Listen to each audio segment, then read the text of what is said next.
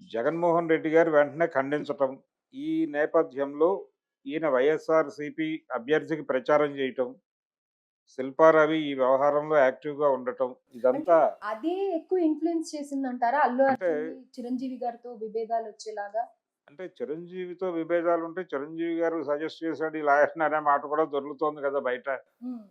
అంటే చిరం ఇంకా అల్లుడు అని చెప్పి ఇంకా మనవాడు అని చిరంజీవి గారి స్వభావం అందరికీ తెలిసిందే. అంటే ఒకటి ఇక్కడ ఫ్యామిలీ పరమైనటువంటి ఇది కాదు. అతను ఇండస్ట్రీ తరఫున కేసులు చేస్తున్నాడు. హ్మ్.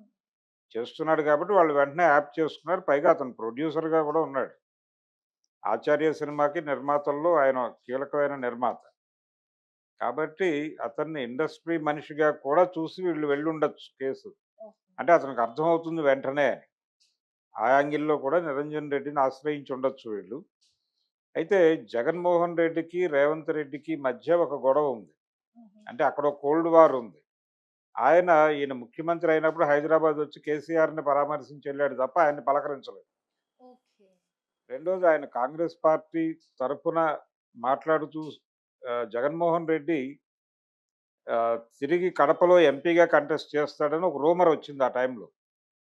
జగన్మోహన్ రెడ్డి ఎంపీగా కంటెస్ట్ చేసి షర్మిలని నేను నిలబెట్టి డోర్ టు డోర్ క్యాంపెయిన్ చేసి గెలిపించుకుంటాను అని రేవంత్ రెడ్డి గారు అన్నాడు.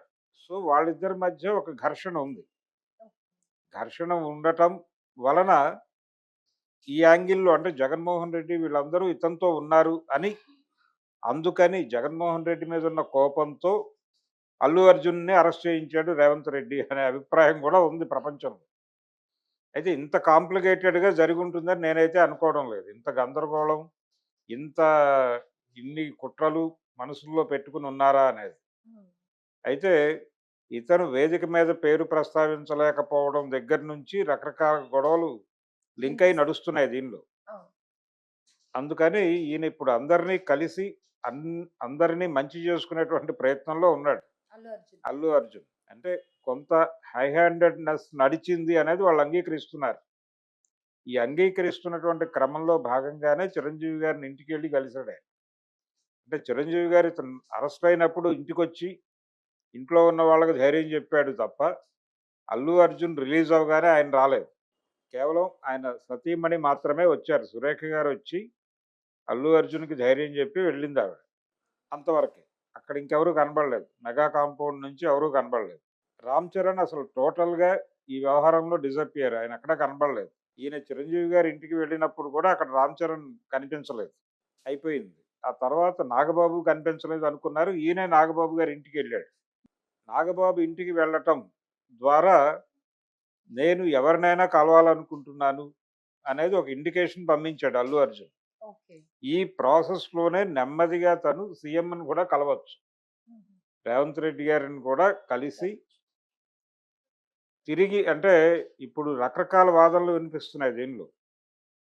అదేంటంటే industry in total Revanth Reddy మీద కోపంగా ఉంది. అంటే నాగార్జున గారి అన్‌కన్వెన్షన్ మీద దాడి, దాంతో పాటు అల్లు అర్జున్ అరెస్టు.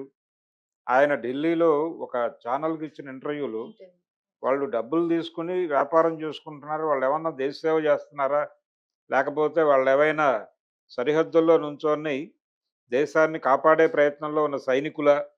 వీళ్ళకి రాయితీలు ఇవ్వటానికి అన్న టోన్‌లో మాట్లాడాడాయన. మాట్లాడి ఇన్ని చేస్తున్నా గాని ఇంకా చేయలేదంటారేమిటి? అక్కడ ఇన్సిడెంట్ జరిగింది కాబట్టి అరెస్ట్ చేసాం. దీనిలో అతను బయటెందుకు చేతులూపాలి? థియేటర్‌లోకెళ్ళి చేతులూపొచ్చు కదా! అని కూడా మాట్లాడాడాయన. అవును. అది అందరూ అభిప్రాయపడిందే. అంటే బయట ఆ విన్యాసాలు చేయకుండా ఉండాల్సింది. ఎందుకంటే ఆ స్పేస్ చాలా రిస్ట్రిక్టెడ్‌గా ఉంటుంది. అక్కడ గట్టిగా 10 కార్లు పెడితే సరిపోని పరిస్థితి. అలాంటిది దాదాపు 200 కార్లొచ్చున్నాయక్కడ. బయటంతా బ్లాక్ అయిపోయి ఉంది. ఈ గందరగోళం మధ్యలో ఈయన అక్కడికొచ్చాడు. ఈయన ఫ్యాన్సొచ్చారు. హ్మ్. ఫ్యాన్స్‌కి అంటే మెసేజ్‌లు వెళ్ళినాయి. మెసేజ్‌లు చేసి ఫ్యాన్స్‌ని అక్కడికి రప్పించారు వీళ్ళు. రప్పించి అదొక ఈవెంట్‌గా చేయదలుచుకున్నారు. ఈ ఈవెంట్‌ని ప్రమోట్ చేయటం ద్వారా క్యాష్ చేసుకోదలుచుకున్నారు వాళ్ళు. సినిమాని ప్రమోట్ చేసి. అంటే కేవలం వ్యాపార దృక్పథమే. డబ్బుల కోసం చేసిన పనది. హ్మ్. అందుకని ఈ ప్రయత్నంలో భాగంగా ఈ హడావిడిలో ఆవిడ చనిపోయింది. ఆవిడ తన కొడుక్కి సినిమా చూపించడం కోసం 1200 పెట్టి టికెట్లు కొనుక్కొని వచ్చారంట. ఒక్కొక్క టికెట్ 1200కి కొనుక్కుని వచ్చారు వాళ్ళు. ఏమి ఊరికనే రాలేదు థియేటర్ దగ్గరికి. నిజానికి వాళ్ళేమనుకుని ఉంటారు, థియేటర్‌లోకి హ్యాపీగా వెళ్లి సినిమా చూసి ఇంటికెళ్ళిపోవచ్చు అనుకుంటారు గానీ, ఈ గోల ఉంటుందని ఎక్స్‌పెక్ట్ చేయరు వాళ్ళు. ఈ అన్‌ఎక్స్‌పెక్టెడ్‌గా వాళ్ళకి జరిగింది. వీళ్ళు కనీసం ఊహించుండాలి. ఈ ఈవెంట్ డిజైనర్స్‌కి కనీసం ఇలాంటివి జరిగే ఛాన్స్ ఉంది అని అనుకోవాలి వాళ్ళు. స్పేస్ తక్కువుంది కాబట్టి. ఇవన్నీ కూడా రేవంత్ రెడ్డి మాట్లాడక ముందే చాలామంది మాట్లాడారు. దీని నుంచే రేవంత్ రెడ్డి కొంత జిస్ట్ తీసుకొని మాట్లాడాడు. రెండోది ప్రభుత్వానికి అంటే పోలీస్ డిపార్ట్మెంట్‌కి ముందే చెప్పామన్నారు వాళ్ళు. చెప్తే చెప్పుండొచ్చు. పోలీసులు కూడా కొంత ఓవర్ లుక్‌లో ఉండుంటే మీకు ప్రోగ్రామ్ చేసేటప్పుడు పరిస్థితి అర్థమవుతుంది కదా అక్కడ. అర్థమైనప్పుడు మీకు మీరు రిస్ట్రిక్ట్ అవ్వచ్చు కదా కనీసం. థియేటర్‌లోకి వెళ్ళాలని అనుకోవాలి కదా! మీరు అనుకోలా. అనుకోకుండా మీ పద్ధతిలో మీరు చేశారు. ఆవిడ చనిపోయింది. అంటే తప్పు ఎటువైపు నుంచి చూసినా ఇతని వైపు తిరుగుతోంది ముల్లు. పైగా అతను చెప్పాడు. ఇతన్ని 11గా పెట్టాము. ఇంకా ముందు చాలామందున్నారు అని. అవును. ఇంత ఈ మాటల నేపథ్యంలో ఇండస్ట్రీ మీద ఆయనకేదో కోపముంది. కాబట్టి ఇండస్ట్రీ ప్రతాపం ఏమిటో చూపించాలనుకుంటోంది ఇండస్ట్రీ కూడా. సినిమా పరిశ్రమ ఇలాగే వ్యవహరిస్తే అంటే సినిమా పరిశ్రమ పట్ల రేవంత్ రెడ్డి గారు ఇలాగే వ్యవహరిస్తే మేమందరం ఇక్కడి నుంచి ఆంధ్రాకి Right. షిఫ్ట్ అయిపోతాం అనేటువంటి ఒక హెచ్చరిక జారీ చేయడానికి సిద్ధంగా ఉన్నారు ఇండస్ట్రీ పెద్దలు అని కూడా చాలామంది రాసేస్తున్నారు. Right. కానీ అంత పరిస్థితి కూడా ఉంటుందని నేను అనుకోవడం లేదు. అల్లు అర్జున్ వెళ్ళి కలుస్తాడు. చిరంజీవిని ఎలా కలిశాడో, నాగబాబుని ఎలా కలిశాడో, రేవంత్ రెడ్డి గారిని కూడా కలవచ్చు. అంటే అరవింద్ గారికి పరిస్థితి అర్థమైంది. దీన్ని సాధారణ స్థితికి తీసుకురావడానికి ఏం చెయ్యాలో ఆ తిప్పలు పడుతున్నాడు ఆయన. ఓకే. ఇది నెమ్మదిగా జరుగుతుంది ఒక ప్రాసెస్‌లో. సో, ప్రస్తుతానికైతే మెగా కాంపౌండ్‌కి, అల్లు కాంపౌండ్‌కి మధ్య ఉన్నటువంటి విభేదాలు కొంత మేరకు తగ్గినట్టే. వీళ్ళు కూడా కొంత కన్సిడర్ చేశారు అతన్ని. అంటే నాగబాబు గారు ఆయన్ని రిసీవ్ చేసుకున్న పద్ధతి అదంతా చూస్తే. అలాగే పవన్ కళ్యాణ్ గారు హైదరాబాద్ వచ్చి ఈయన్ని కలుస్తాడు అని అనుకున్నారు కానీ కలవలేదు ఆయన. హ్మ్. కలవలేదు అంటే ఇంకా స్టేటస్ కో మెయింటైన్ అవుతుంది. అంటే వాళ్ళ గోడలు ఇంకా పూర్తిగా పగిలిపోలేదు. ఓకే. అలాగే ఉన్నాయి. అంటే ఇతను తన గుర్తింపు కోసం తను ప్రయత్నం చేస్తున్నాడు. కాబట్టి మనం కూడా వెళ్ళి మరీ అంత ఇంటిమేట్‌గా ఉండాల్సిన అవసరం లేదు. ఏదైనా ఇష్యూ బేస్డ్‌గానే ఉందాం అనేది ఆయన ఇండికేట్ చేస్తూ ఆ మాట అన్నాడు. రైట్. పెరుగుట విరుగుట కొరకే అన్న టైప్‌లో ఆయన చేసినటువంటి ట్వీట్ కూడా కలిసి ఉంటే కలదు సుఖం, విడిపోతే నష్టం ఏంటో నీకు అర్థమై ఉండాలి గదా! అందుకని ఇతని వైపు నుంచే కోరుకుంటున్నారు వాళ్ళు.